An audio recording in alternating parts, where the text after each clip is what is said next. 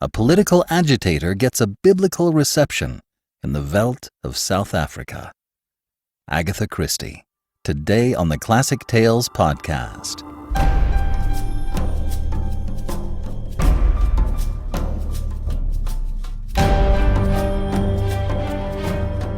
Welcome to the Classic Tales podcast. Thank you for listening. If you'd like to ensure the future of the Classic Tales, please visit the website classictalesaudiobooks.com and either make a donation, buy an audiobook, or pick up one of our many support options. And if you can't help us monetarily, leave us a review or share an episode with a friend. It all helps. Thank you so much. Agatha Christie has sold over 100 million books. Her works have been translated into over 100 languages. She was a nurse and later an apothecary's assistant in World War I, where she gained her knowledge of poisons. Today's story first appeared in the September 1922 issue of The Home, an Australian quarterly. It was likely written when Christie was in Australia during her grand tour, having recently left South Africa, where she set the story. The setting is, after the First World War, an ex-German soldier who is taken to being a paid political agitator flees for his life after some political work near Johannesburg. And now, The Wife of the Kenite by Agatha Christie.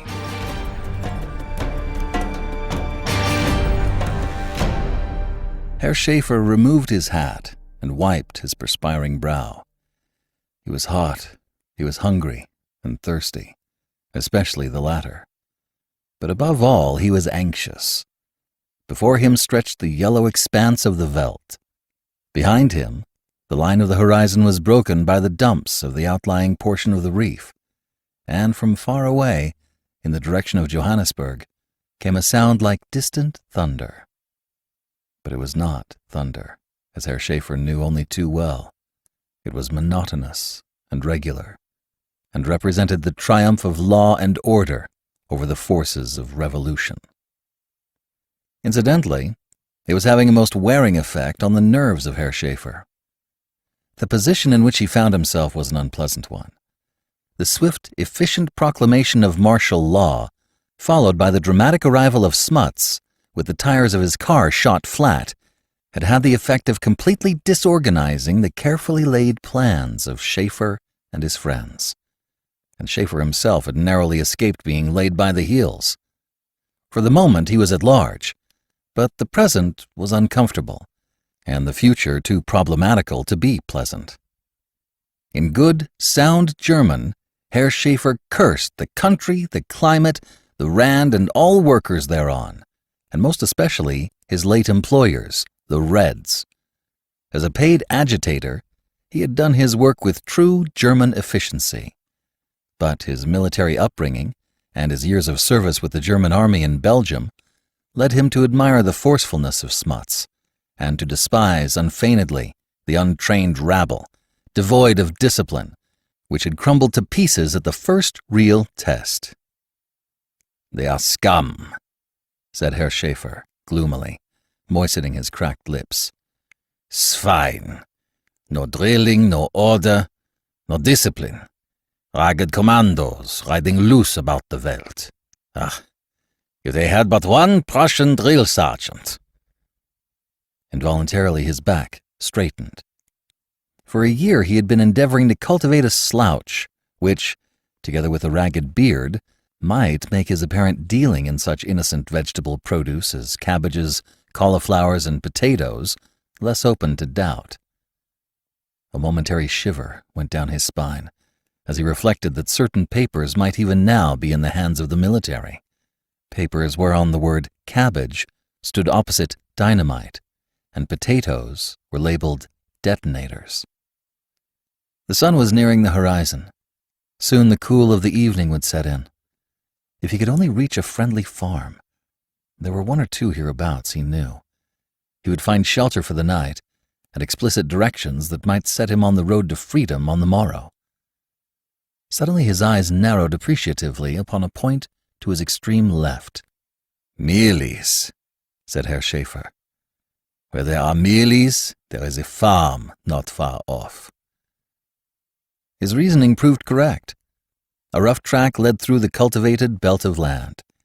He came first to a cluster of kraals, avoided them dexterously, since he had no wish to be seen if the farm should not prove to be one of those he sought, and skirting a slight rise, came suddenly upon the farm itself.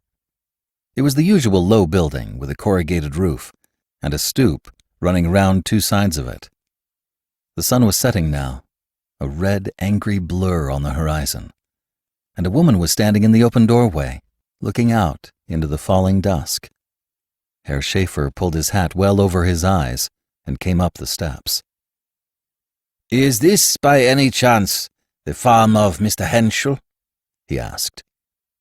The woman nodded without speaking, staring at him with wide blue eyes. Schäfer drew a deep breath of relief and looked back at her with a measure of appreciation. He admired the Dutch, wide-bosomed type such as this. A grand creature, with her full breast and her wide hips, not young, nearer 40 than 30, fair hair just touched with grey, parted simply in the middle of her wide forehead, something grand and forceful about her, like a patriarch's wife of old. A fine mother of sons, thought Herr Schäfer appreciatively. Also, let us hope a good cook. His requirements of women were primitive and simple. "Mr. Henschel expects me, I think," said the German, and added in a slightly lower tone, "I am interested in potatoes." She gave the expected reply. "We, too, are cultivators of vegetables." She spoke the words correctly, but with a strong accent. Her English was evidently not her strong point, and Schäfer put her down as belonging to one of those Dutch nationalist families who forbid their children to use the interloper's tongue. With a big, work-stained hand, she pointed behind him. "You come from Joburg, yes?" He nodded. "Things are finished there. I escaped by the skin of my teeth. Then I lost myself on the veldt. It is pure chance that I found my way here." The Dutchwoman shook her head. A strange, ecstatic smile irradiated her broad features. "There is no chance, only Gott. Enter, then." Approving her sentiments, for Herr Schäfer liked a woman to be religious, he crossed the threshold. She drew back to let him pass, the smile still lingering on her face, and just for a moment, the thought that there was something here he did not quite understand flashed across Herr Schäfer's mind. He dismissed the idea as of little importance. The house was built, like most, in the form of an H. The inner hall, from which rooms opened out all round, was pleasantly cool. The table was spread in preparation for a meal. The woman showed him to a bedroom, and on his return to the hall, when he had removed his boots from his aching feet, he found Henschel awaiting him. An Englishman, this, with a mean, vacuous face, a little rat of a fellow drunk with catchwords and phrases. It was amongst such as he that most of Schäfer's work had lain, and he knew the type well. Abuse of capitalists, of the rich who batten on the poor, the iniquities of the Chamber of Mines, the heroic endurance of the miners. These were the topics on which Henschel expatiated, Schäfer nodding wearily, with his mind fixed solely on food and drink. At last the woman appeared, bearing a steaming tureen of soup. They sat down together and fell to. It was good soup. Henschel continued to talk. His wife was silent. Schäfer contented himself with monosyllables and appropriate grunts. When Mrs. Henschel left the room to bring in the next course, he said appreciatively, "Your wife is a good cook. You are lucky. Not all Dutch women cook well." Henschel stared at him. "My wife is not Dutch." Schäfer looked his astonishment, but the shortness of Henschel's tone and some unacknowledged uneasiness in himself forbade him asking further. It was odd, though. He had been so sure that she was Dutch. After the meal, he sat on the stoop in the cool dusk, smoking. Somewhere in the house behind him, a door banged. It was followed by the noise of a horse's hoofs. Vaguely uneasy, he sat forward, listening. as they grew fainter in the distance, then started violently to find Mrs. Henschel standing at his elbow with a steaming cup of coffee. She set it down on a little table beside him. "My husband has ridden over to Klotz to make the arrangements for getting you away in the morning," she explained. "Oh, I see." Curious how his uneasiness persisted. "When will he be back?" "Sometime after midnight." His uneasiness was not allayed. Yet what was it that he feared? Surely not that Henschel would give him up to the police. No, the man was sincere enough, a red-hot revolutionist. The fact of the matter was that he, Conrad Schaefer, had got nerves.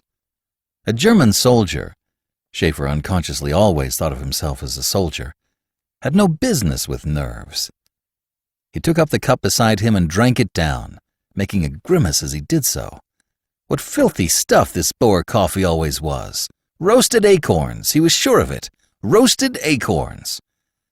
He put the cup down again, and as he did so, a deep sigh came from the woman standing by his side. He had almost forgotten her presence. "Will you not sit down?" he asked, making no motion, however, to rise from his own seat. She shook her head.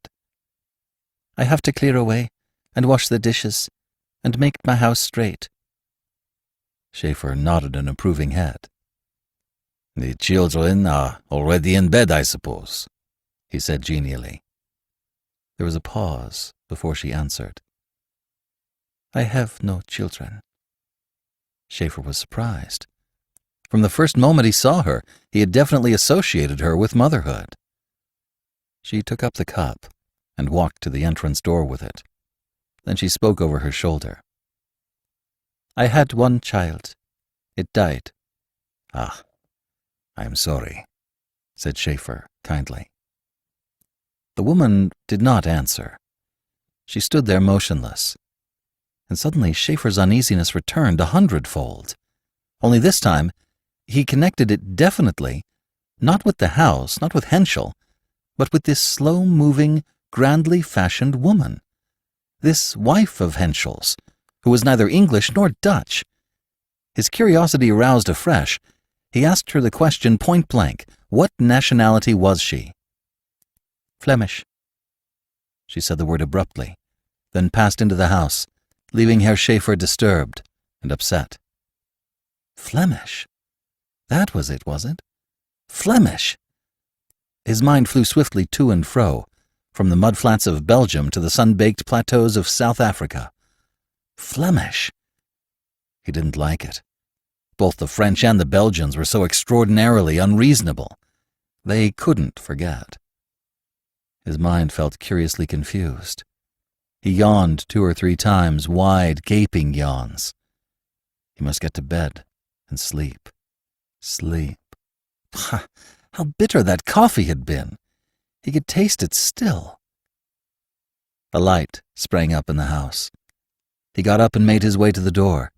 His legs felt curiously unsteady. Inside, the big woman was sitting, reading by the light of a small oil lamp. Herr Schaefer felt strangely reassured at the sight of the heavy volume on her knee. The Bible. He approved of women reading the Bible. He was a religious man himself, with a thorough belief in the German God, the God of the Old Testament, a God of blood and battles, of thunder and lightning, of material rewards and dire material vengeance, swift to anger and terrible in wrath. He stumbled to a chair. What was the matter with his legs? And in a thick, strange voice, suppressing another terrific yawn, he asked her what chapter she was reading. Her blue eyes, under their level brows, met his, something inscrutable in their depths. So might have looked a prophetess of Israel. "The 4th chapter of Judges." He nodded, yawning again. He must go to bed. But the effort to rise was too much for him. His eyelids closed. The 4th chapter of Judges. What was the 4th chapter of Judges? His uneasiness returned, swelled into terror. Something was wrong. Judges! Sleep overcame him. He went down into the depths, and horror went with him. He awoke, dragging himself back to consciousness. Time had passed. Much time, he felt certain of it. Where was he? He blinked up at the light. There were pains in his arms and legs. He felt sick. The taste of the coffee was still in his mouth. But what was this? He was lying on the floor, bound hand and foot with strips of towel, and standing over him was the sinister figure of the woman who was not Dutch. His wits came back to him in a flash of sheer, desperate fear. He was in danger. Great danger. She marked the growth of consciousness in his eyes and answered it as though he had actually spoken. "Yes, I will tell you now. You remember passing through a place called Veldt in Belgium?" He recalled the name. Some tuppenny-halfpenny village he had passed through with his regiment. She nodded and went on. "You came to my door with some other soldiers. My man was away with the Belgian army, my first man, not Henschel. I have only been married to him 2 years. The boy, my little one, he was only 4 years of age, ran out. He began to cry. What child would not? He feared the soldiers. You ordered him to stop. He could not. You seized a chopper, oh God, and struck off his hand. You laughed and said that hand will never wield a weapon against Germany. It is not true, cried Schaefer shrilly. And even if it was war. She paid no heed but went on.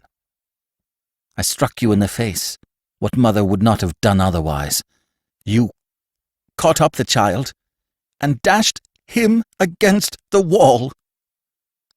She stopped, her voice broken, her breast heaving. Schaefer murmured feebly, abandoning the idea of denial. It was war.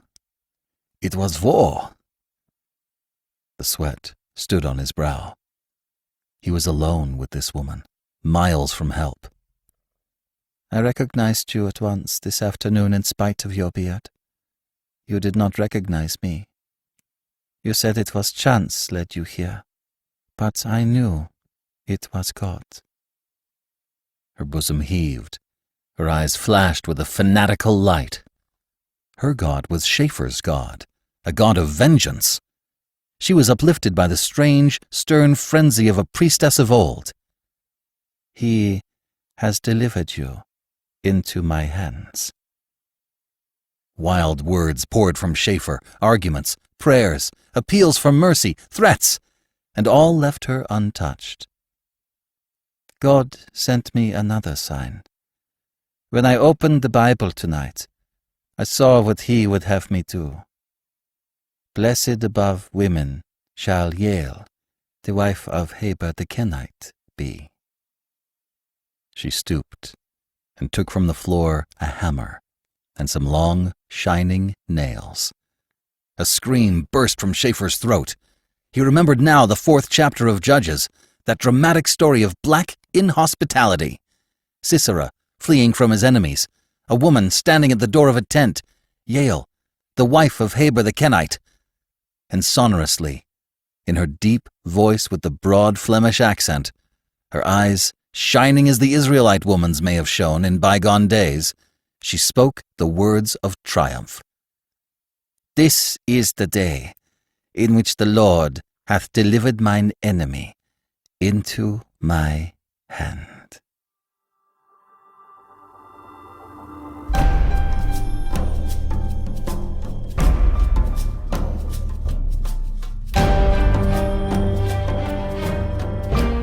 This is B.J. Harrison. I hope you've enjoyed this unabridged production of The Wife of the Kenite by Agatha Christie. If you've enjoyed this book, you may also enjoy The Moonstone by Wilkie Collins and The Insidious Dr. Fu Manchu by Sax Rohmer. You can find these and other Classic Tales audiobooks at our website, classictalesaudiobooks.com. Thank you for joining me today and allowing classic literature to awaken your better self. Please join me next time, and we'll rediscover the greatest stories ever put to paper.